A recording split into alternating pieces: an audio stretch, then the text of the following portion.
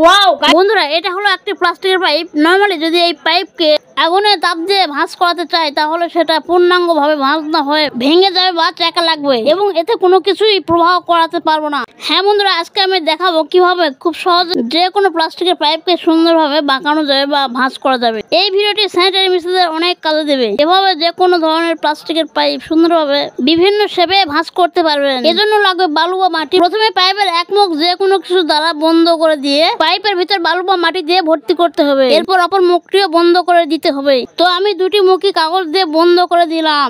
এখন এই পাইপের তাপ দিয়ে সুন্দরভাবে আস্তে আস্তে ভাঁজ দিলাম। গাইস দেখতে পাচ্ছেন কত সুন্দরভাবে পাইপটি বাঁকাইছি। যারা এই সম্পর্কে জানেন তারা চাইলে ভিডিওটি স্কিপ করতে পারেন।